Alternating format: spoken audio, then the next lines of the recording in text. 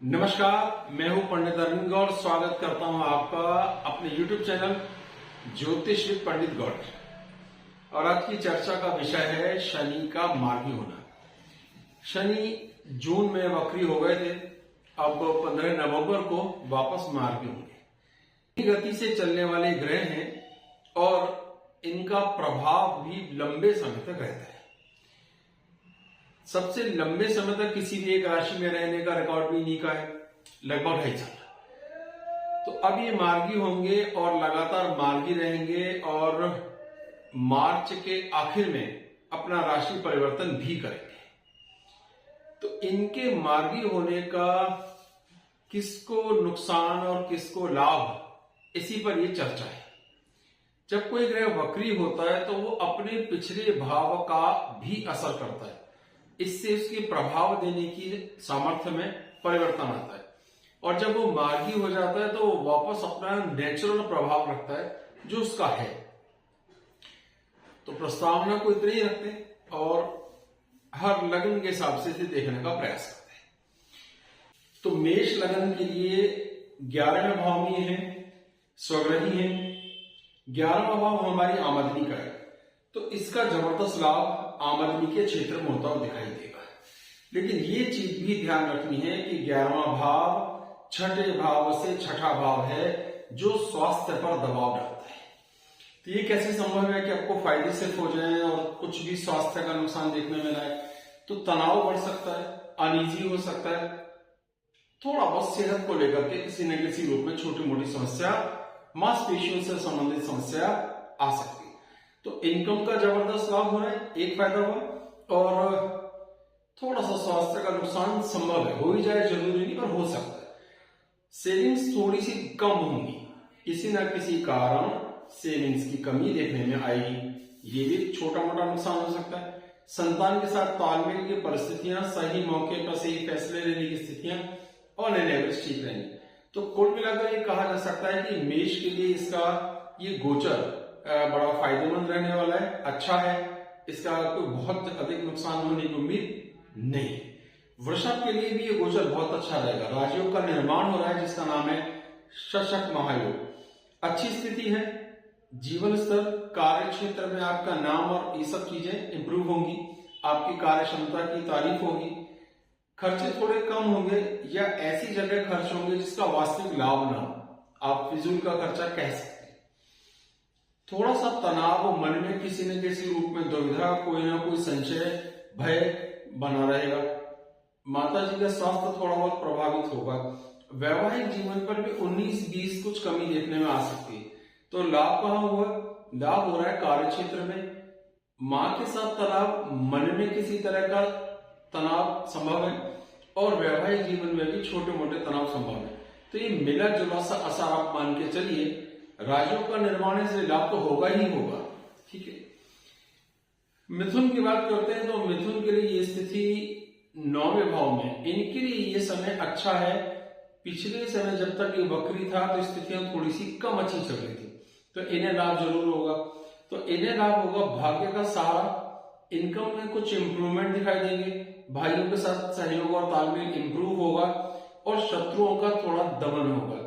तो मिथुन के लिए बाकायदा ये अच्छी परफॉर्मेंस देने वाला टाइमिंग रहेगा। इसमें मिथुन को कोई नुकसान देखने की स्थिति नहीं दिखाई देती। फिर से मैं रिपीट कर देता हूं, भाग्य का, पिता का आशीर्वाद, भाग्य का इंप्रूवमेंट होता हुआ दिखाई देगा। संतान का सुख, ज्ञान का सुख बढ़ता हुआ दिखाई देगा। आमदनी इंप्रूवमेंट्स दिखाई दे सकते हैं। कार्य क्षेत्र में इंप्रूवमेंट दिखाई देंगे। अपने सबॉर्डिनेट्स के साथ, अपने जूनियर सीनियर के साथ या अपने छोटे भाई के साथ तालमेल की स्थितियों में भी कुछ इंप्रूवमेंट देखने में आ सकता है। शत्रु दबेंगे, शत्रुओं का प्रेशर, आपका प्रेशर उन पर आएगा तो शत्रु कमजोर पड़ेगा। तो हर लिहाज से यहाँ पे स्थिति ठीक है, तो मिथुन के लिए कोई नुकसान की बात नहीं। कर्क पहली वो राशि हो सकती है जिसमें इन्हें नुकसान देखने में आएगा। अब नुकसान ऐसे आएगा कि अष्टम भाव में गोचर में बैठे हैं, स्वग्रही हैं, लेकिन उसके बाद भी 8वें भाव में जब कोई ग्रह रहता है तो उसका प्रेशर अपने आप आ जाता है। 6ठे, 8वें, 12वें में ग्रह अच्छी परफॉर्मेंस नहीं दे पाते। अब तक वक्री था तो थोड़ा बहुत लाभ जीवन साथी से कार्य क्षेत्र पर मिल रहा था, तो फिलहाल वो नहीं मिलेगा। तो ये लगभग मार्च के आखिर तक का समय अब से तनाव का, सेहत को लेकर खींचतान का, मांसपेशियों का देखने में आएगा। कार्य क्षेत्र में कुछ गिरावट देखने में आ सकती है। पैतृक संपदा से संबंधित, कुटुंब से तालमेल से संबंधित भी कुछ कमियां देखने में आ सकती हैं। संतान के साथ तालमेल की स्थितियां इंप्रूव होंगी। तो ले दे के एक ही पॉइंट यहाँ ठीक है, थोड़ी सी स्थितियां ठीक नहीं है, तो कर्क को स्वास्थ्य के दृष्टिकोण से सावधान होने की आवश्यकता होगी। सिंह के लिए राजयोग का निर्माण हो रहा है, लेकिन यहाँ पे विशेष बात है कि सिंह लगन के लिए शनि योग कारक नहीं होते। यानी अगर हम कारक भाव देखें तो लगन के शत्रु हैं और सातवें, छठे और सातवें भाव के स्वामी, लेकिन फिर भी जो राजयोग का निर्माण है उसका लाभ होगा। तो वैवाहिक जीवन में थोड़ा बहुत पॉजिटिविटी आ सकती है, हल्का फुल्का जो स्वास्थ्य पर थोड़ा सा दबाव आने की संभावना है, मन पर भी थोड़ा सा दबाव आने की संभावना है, तो भाग्य पर भी थोड़ा सा नेगेटिव इंपैक्ट आएगा। तो केवल ससुराल वालों से तालमेल इंप्रूव होंगे, कार्य क्षेत्र थोड़ा इंप्रूव होगा, पर आपका स्वास्थ्य प्रभावित हो सकता है। पिता से तालमेल थोड़े से बुरे प्रभावित हो सकते हैं और कहीं ना कहीं मन में कोई ना कोई तनाव, प्रेशर, किसी तरह की यात्रा करनी पड़े या जमीन से संबंधित कुछ सौदा हो, कुछ डील्स हो जिसका आपको ज्यादा फायदा ना हो, ये हो सकता है। तो ये मिला जुला सा प्रभाव है। कन्या की बात करते हैं तो कन्या के लिए इसकी स्थिति खराब रहेगी, छठे भाव में रहेगा। एक ही दाव हो सकता है कि शत्रु जो भी होंगे आपके विरोधी, उनके साथ आप डट के मुकाबला कर सकेंगे, लेकिन आपका पैसा बहुत खर्च हो रहा है, आपका स्वास्थ्य प्रभावित हो रहा है, पैरों में दर्द की शिकायतें बढ़ने वाली हैं, सेविंग्स कम होंगी, ये सब चीजें देखने में आएंगी। और आपके भाइयों के साथ, जो आपके साथ काम करते हैं, उनके साथ परफॉर्मेंस में भी कोई बहुत बड़ा लाभ होता हुआ दिखाई नहीं दे रहा। तो कन्या के लिए ये परफॉर्मेंस अच्छी नहीं है, यानी शनि का मार्गी होना उनके लिए कोई बहुत शुभ फल देने वाला नहीं। तुला की बात करते हैं, ये जबरदस्त लाभ इन्हें मार्गी होने का होगा। पांचवें घर में ये शनि देवता बैठे हैं और आपकी ज्ञान, डाइजेशन, एजुकेशन, संतान, इन और भाग्य का वृद्धि, ये सब कुछ होगी। आमदनी की इंप्रूवमेंट देखने में स्पष्ट रूप से आएगी। कुटुंब से तालमेल थोड़े से कम ज्यादा हो सकते हैं, वैवाहिक जीवन भी थोड़ा प्रभावित हो सकता है, लेकिन फिर भी आपके सही मौके पे सही फैसले, आपकी आमदनी, इन सब चीजों का जबरदस्त प्रभाव देखने में आएगा। और ये बहुत ही योग कारक भी होता है तुला लगन के लिए, केंद्र त्रिकोण का स्वामी, तो इसलिए इनके लिए बड़ा फायदेमंद ये गोचर है। वृश्चिक की बात करते हैं तो राजयोग का निर्माण हो रहा है चौथे भाव में, शशक महायोग का, अच्छी बात है।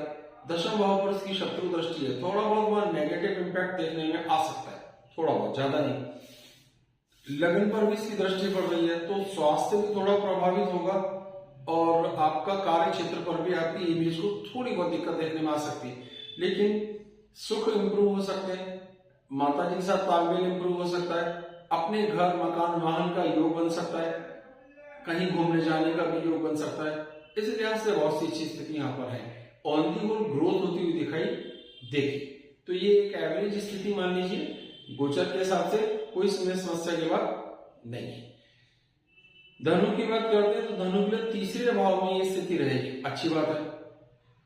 अब तीसरे भाव में जब भी कोई ग्रह रहेगा और तो वो कार्य करने की ताकत, आपका जोश, आपका काम के प्रति डेडिकेशन बहुत इंप्रूव करेगा, उसका लाभ आपको होगा। इसका फायदा आपको भाग्य के हिसाब से भी देखने में आएगा और आपकी सेविंग्स भी कुछ इंप्रूव होती हुई दिखाई देगी, लेकिन खर्चे भी बढ़ जाएंगे। मेहनत बहुत की, भाग्य का सहारा भी मिलेगा, इसके कारण रिजल्ट भी आएंगे, लेकिन पैसा भी बहुत खर्च होगा। कहीं ना कहीं कुछ फैसले गलत ले लिए जाएंगे जिसका नुकसान आपको बाद में देखने में आ सकता है, लेकिन ये बहुत दूर की बात है। कुल मिलाकर धनु के लिए भी कोई बहुत खराब स्थिति नहीं। मकर के लिए स्थिति थोड़ी सी खराब हो सकती है, धन का योग बनेगा, आमदनी का योग धन का योग अलग चीज है, इसका लाभ तो होगा ही, लेकिन यह सारी समस्या ये है कि अभी तक जब वक्री था तो थोड़ा बहुत लग्नेश होने का प्रभाव कर रहा था, अब वो द्वितीयेश का ही प्रभाव करेगा, तो धन की स्थितियों को इंप्रूव कर रहा है, लेकिन भाषा थोड़ी सी प्रभावित होगी। कुटुंब से इस कारण तालमेल की दिक्कतें देखने में आ सकती हैं। तो मकर के लिए फिर मिला जुला हुआ, सेविंग्स कम होंगी, ये देखने में आएगा। सुख घटेगा, तनाव कहीं ना कहीं किसी न किसी कारण अनईजी होना देखने में आएगा, और आमदनी पर इसका पॉजिटिव इंपैक्ट आएगा। तो मकर के लिए भी बुरा प्रभाव नहीं है, थोड़ा मिला जुला सा है लेकिन अच्छा है। कुंभ के लिए लगन में ही राजयोग का निर्माण हो रहा है जिसका नाम है शशक महायोग। इसका फायदा ये है कि आपको सेहत, व्यक्तित्व, पर्सनैलिटी, इन सब चीजों का लाभ होता हुआ दिख रहा है, पर नुकसान यहां देखने में आ रहा है कि तीसरे भाव पर इसकी नीच दृष्टि पड़ रही है। सही मौके पर सही कार्य करने की जो सामर्थ्य है वो थोड़ी सी कम हो जाएगी। वैवाहिक जीवन में थोड़ा सा तनाव बढ़ता हुआ दिखाई देगा, स्वभाव में थोड़ा चिड़चिड़ापन भी देखने में कभी कभी आता है क्योंकि पापी ग्रह लगन में बैठे हैं। कार्य क्षेत्र आमदनी को लेकर के कोई शिकायतें नहीं रहेगी, तो स्थितियां एवरेज और बेहतर है। मीन लगन के लिए स्थिति 12वें भाव में आने के कारण खराब रहेगी, खर्चे बहुत ज्यादा होंगे, रिजल्ट उतने अच्छे आएंगे नहीं, बोली भाषा व्यक्तित्व पर भी नेगेटिव इंपैक्ट पड़ेगा, कुटुंब से तालमेल की स्थितियां भी नेगेटिव इंपैक्ट देने वाली हैं। इसका नुकसान भाग्य पर भी थोड़ा सा नेगेटिव देखने में आ सकता है। शत्रु दबेंगे, नए शत्रु नहीं आएंगे, लेकिन खर्च बहुत हो रहा है, इनकम थोड़ी सी प्रभावित हुई, कुटुंब के साथ प्रभाव नेगेटिव हुआ, बोली भाषा गड़बड़ हो रही है। ले देकर एक फायदा हो सकता है कि बहुत सा धन खर्च करके आप तालमेल करने में कामयाब हो जाएं अपने विरोधियों के साथ, तो इसे खराब समझा जा सकता है। तो 3 लग्न ऐसी हैं जिनके लिए परफॉर्मेंस थोड़ी खराब आएगी, उसका नाम है कर्क, कन्या और मीन। 3 लग्न ऐसी हैं जिनके लिए परफॉर्मेंस कंपैरेटिवली बहुत अच्छी है, उसका नाम है मेष, तुला और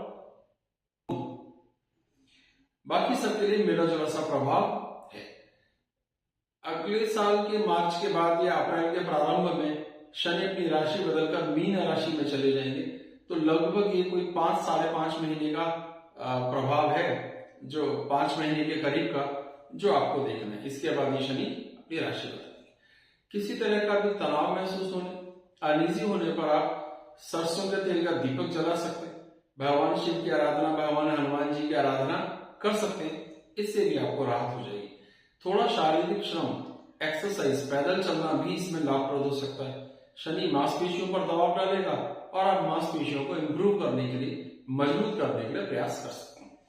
तो ये समय जो 5 महीने का है आराम से निकल जाएगा, बहुत बदल देगा। राशि के हिसाब से देखिएगा और कहाँ वेद बनेगा, कहाँ विपरीत वेद बनेगा। तो गोचर में जो नियम है वो ये कहता है राशि से देखने पर कि केवल तीसरे, छठे और 11वें भाव, त्रि षट आय, 3, 6, 11 भाव में जब होगा तो ही वो केवल शुभ फल देगा। कौन सी है वो राशियां? मेष राशि में 11वें भाव में बैठा है, कन्या राशि के अंदर वो आपका बैठा हुआ है 6ठे भाव में, और धनु राशि में 3रे भाव में बैठा है। तो ये हो गया शुभ फल देने वाला। पर इसमें एक नियम है वेद। वेद क्या है कि जब तीसरी राशि में होगा तो 12वें भाव में कोई ग्रह नहीं होना चाहिए। 12वें भाव में वृश्चिक राशि आती है मिथुन के लिए। अब धनु के लिए 12वें भाव में कौन सी राशि है? तो यहाँ केवल सूर्य का गोचर 1 महीने का आएगा, उसके अलावा कोई गोचर नहीं होगा, तो 4 महीने ये फल प्राप्त होगा। इसका मतलब धनु राशि के लिए गोचर और वेद के हिसाब से भी देखा जाए तो शुभ फल प्राप्त होने की उम्मीद है। इसी को देखते हैं कन्या राशि के लिए, अगर देखते हैं और वो बैठेगा 6ठे भाव में, तो नियम ये है कि 9वें भाव में कोई ग्रह नहीं होना चाहिए, पर लगातार यहाँ गुरु बैठे, इसका मतलब ये वेद हो गया। अब इसका भाव ये हुआ कि इस वेद के होने से कन्या राशि को जो शुभ फल शनि के गोचर के प्राप्त होने चाहिए थे नहीं होंगे, वो स्थगित हो जाएंगे। फिर आता है 11वें भाव में हो, मेष राशि के लिए ऐसा हो रहा है, तो 5वें भाव में कोई ग्रह नहीं होना चाहिए, तो 5वें भाव में कोई ग्रह नहीं, तो केवल 2 राशियां गोचर के हिसाब से बनी, जिनमें एक का नाम है मेष राशि और एक का नाम है धनु राशि, जिन्हें इस गोचर का शुभ लाभ होगा। अब बात करते हैं विपरीत वेद की। 5वें भाव राशि से 5वें भाव, 9वें भाव, 12वें भाव में होगा तो बुरा फल देगा ही देगा। ये कौन सी राशि है? मिथुन राशि के लिए ये 9वें भाव में है, तुला राशि के लिए 5वें भाव में है, मीन राशि के लिए 12वें भाव में। अब विपरीत वेद ये कहता है कि अगर मीन राशि में राशि से 12वें भाव, मीन राशि नहीं, राशि से 12वें भाव में गोचर में ग्रह है और वो तीसरे भाव में भी कोई ग्रह है तो विपरीत वेद कैंसल हो जाएगा। तो विपरीत वेद कैंसल होगा कैसे, उसके लिए तीसरे में चाहिए, तीसरे में गुरु बैठे हैं तो विपरीत वेद बना। तो मीन के लिए जो बुरा प्रभाव आने वाला था वो अब नहीं आएगा। दूसरा विपरीत वेद देखना था मिथुन राशि के लिए, देखें तो मिथुन राशि के लिए वो 9वें भाव में, ऐसी परिस्थिति में 6ठे भाव में कोई ग्रह नहीं होना चाहिए तो बुरा फल देता है। लेकिन अगर वेद बन जाए इन भावों में है तो बुरा फल, विपरीत वेद लागू हो गया तो बुरा फल स्थगित होता है। लेकिन मिथुन के लिए विपरीत वेद बन रहा है इसलिए अशुभ फल स्थगित नहीं होंगे। ठीक है जी, यानी बुरा फल प्राप्त होगा। और तुला के लिए भी विपरीत वेद नहीं बन रहा है, यहां भी बुरा फल प्राप्त होगा। लेकिन मीन के लिए विपरीत वेद बन गया है तो इस वजह से बुरा फल प्राप्त नहीं होगा। तो 3 कुल राशियां रह गई। मेष राशि को शुभ फल मिल रहा है, धनु को शुभ फल मिल रहा है और मीन को अशुभ फल नहीं मिलेगा, बाकी सबको मेला जुला प्रभाव देखने में आएगा। तो ये था चंद्र राशि से वेद और विपरीत वेद को कैसे देखें। मुझे उम्मीद है आपने कुछ ना कुछ नया सीखा होगा। बहुत बहुत धन्यवाद। जय श्री राम।